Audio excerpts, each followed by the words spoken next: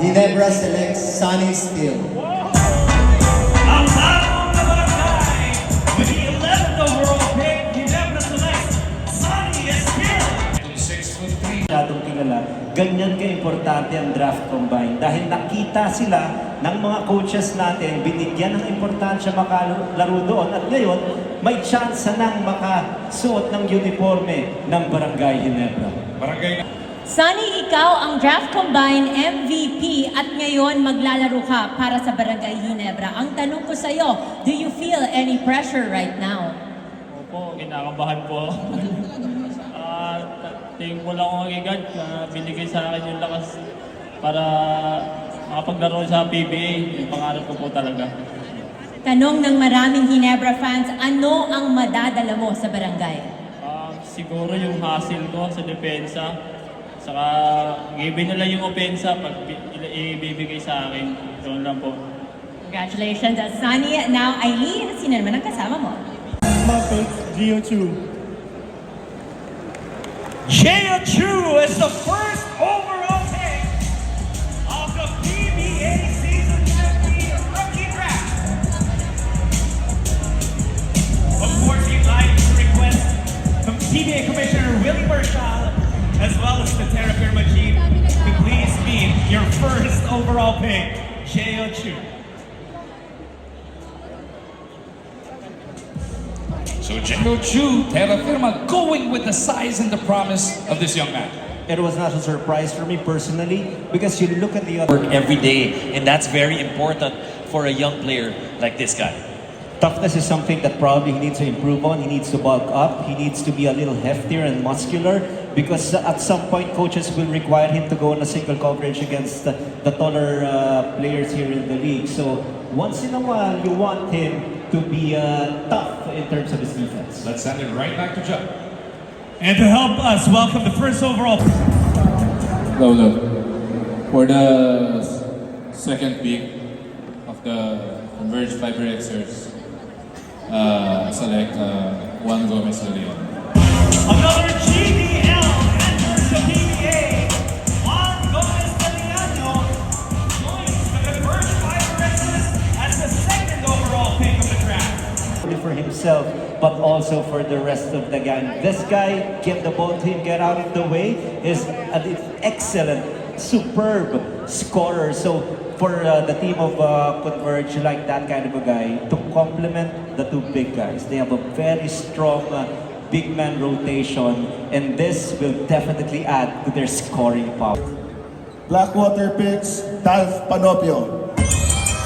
Dalph Panopio is finally home as he becomes the third overall pick selected by the Blackwater Bossing. The basketball community in the Philippines has been abuzz about this talent, Coach RG. He has now finally landed here in the PBA. Big guard with great international experience, good decision maker, has range, but you want him to attack more. He settles for an outside shot, probably. A bit. This is something that that Blackwater is trying to improve on, something to be more consistent with, shoring up their lineup, and I really like this pick as well for Blackwater.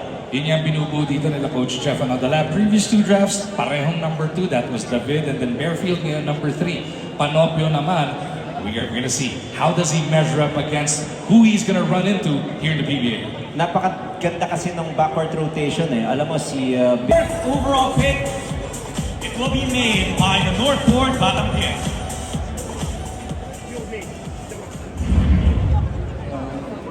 North Park Batang Pierre selects Christopher Koon. Chris Koon is your fourth overall pick in a PBA Season 50 Rookie Draft.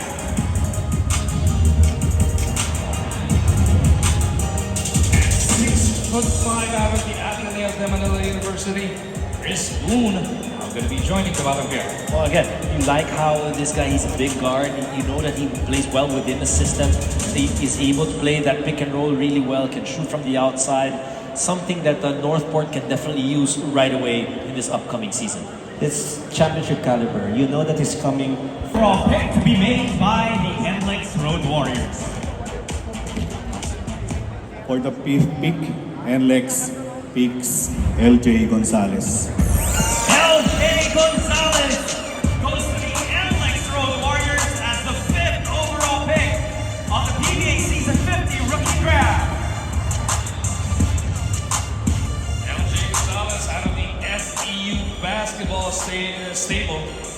Traces 5'11". What can he bring? Chico, he will always ask for players to find ways to contribute. Hanapan nyo ng paraan. This guy is a capable scorer, not only that. Can you imagine a 1-2 tandem with Robert Bolick? If Robert Bolick is on the weak side, just spotting up for an outside shot, he has to have another guy who will break down defense.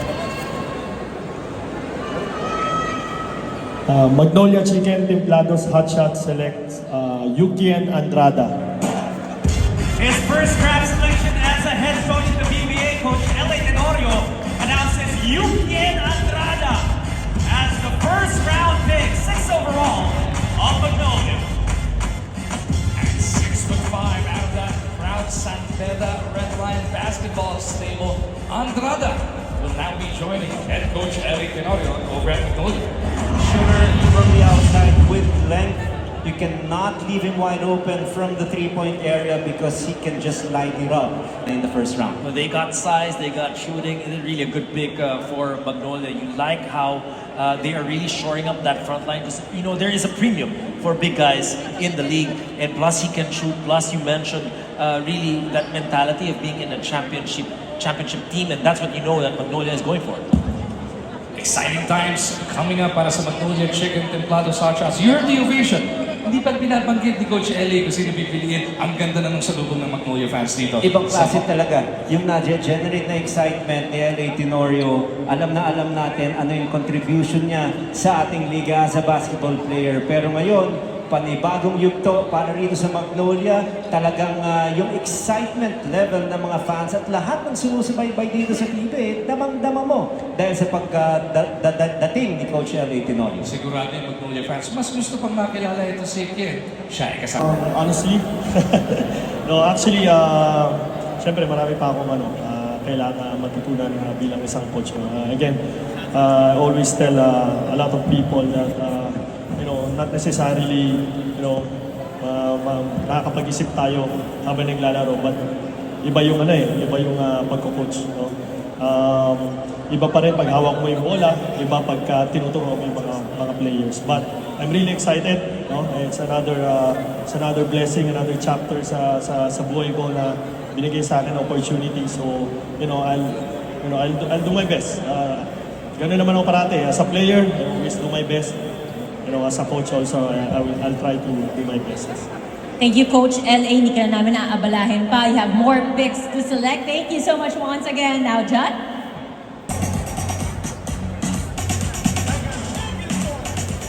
With the 7th pick, the Meralco Bolts select Jason Brickman.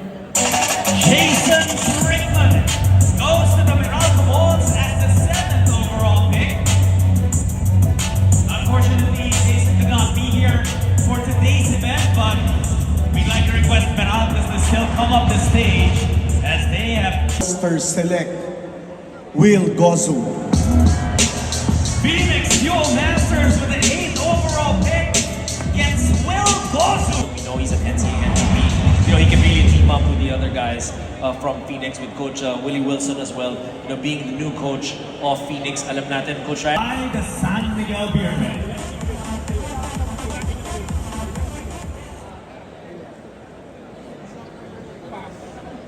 For the 9th pick, San Miguel Beermen picks Christopher Miller. With the 9th overall pick, the San Miguel Beermen choose Christopher Miller.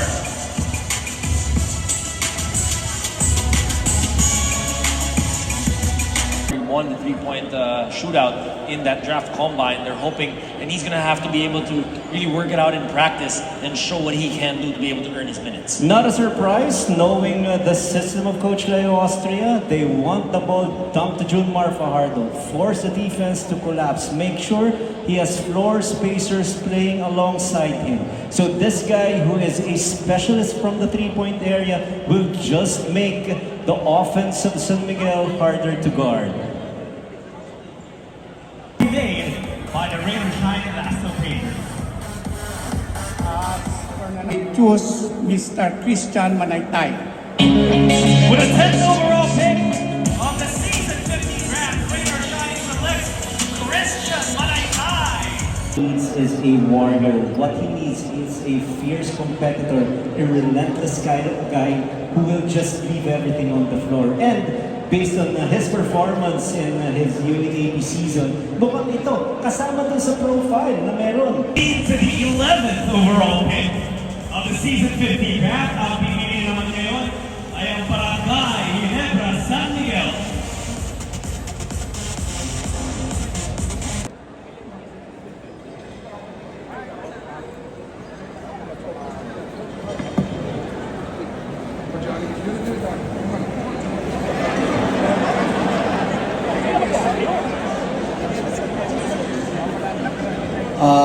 Ginebra selects Sonny Estil.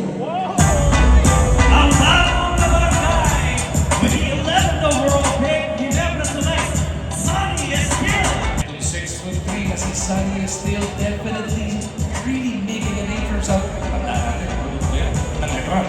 Well, again, you know, when you're picked by Coach Tim and Ginebra, there is a certain skill set that you have shown that they have been impressed with, and that's really able to be a great situation to be in. Sonny Estil, nakita natin, he did really well in that combine, and you know, we know also for Coach Tim and his teams that Tim will be able to get his minutes. And can you imagine the pride, the confidence of this guy? First pick overall in the first round by Barangay Ginebra, and the winningest coach in the history of the PBA, Coach Tim Koon.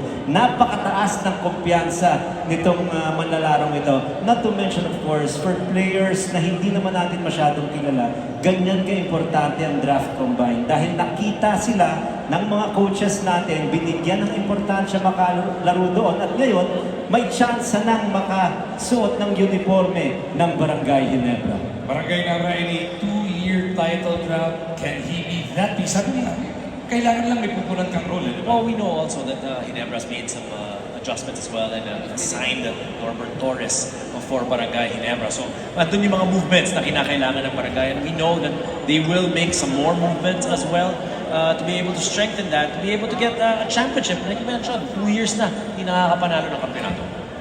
And ngayon, itong si Sonny Estil ay kasama ni Miss Appleton. Sonny, ikaw ang draft combine MVP at ngayon maglalaro ka para sa Barangay Ginebra. Ang tanong ko sa iyo, do you feel any pressure right now? Opo, kinakabahan po ako. Tingin ko lang ako agad na binigay sa akin yung lakas para makapaglaro sa PBA. Yung pangarap ko po talaga. Tanong ng maraming Ginebra fans, ano ang madadala mo sa barangay? Siguro yung hustle ko sa depensa. Saka given nila yung opensa pag ibibigay sa akin. Doon lang po. Congratulations, Sonny. Now, Eileen, sino naman ang kasama mo? Para sa ika-12 pick ng first round, ang napili ng Rain or Shine Elasto Painters ay si Arthur Roque. Arthur Roque joins the Rain or Shine Elasto Painters. Hindi ngayon, Barangay Ginebra San Miguel.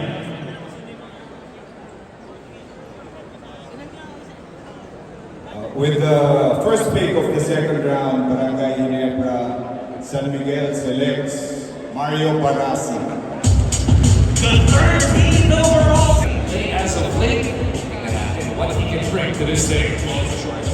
Front line in the Barangay Ginebra, we know that, you know, in this basketball, talagang height is might. And you know, it's great to be an opportunity that you will learn under Coach Tim, the winningest coach in the PBA, to be able to get into that system, to be able to understand how it is to be a professional, and just to be able to understand the offense that they run. It's pretty obvious. We've seen San Miguel in the previous, Ginebra San Miguel in the previous conferences. Talagang they lacked height. And hopefully with a 6'7" guy, Mario Barasi Jr., it can help them improve their front. And what about the guy who mentioned his name? Our former MVP, Scotty Holmes. Pick this guy, John Abbas. He was the one who honored the name of John Abbas, also from Federal Health School. So, napaka-importante once again, just to wear that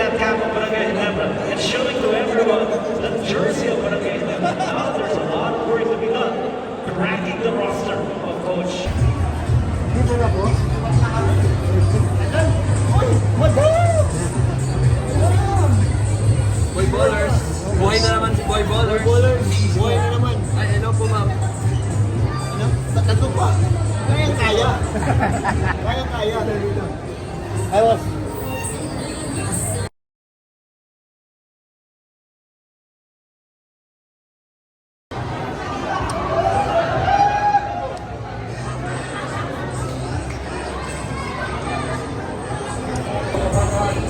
Hey! Oh! Hey! What's up? What's up? What's up? Mga barangay, I see you there. I see you. Kita-kits soon, ha? Kita-kits! I see you soon. I'll see you, brother. Okay.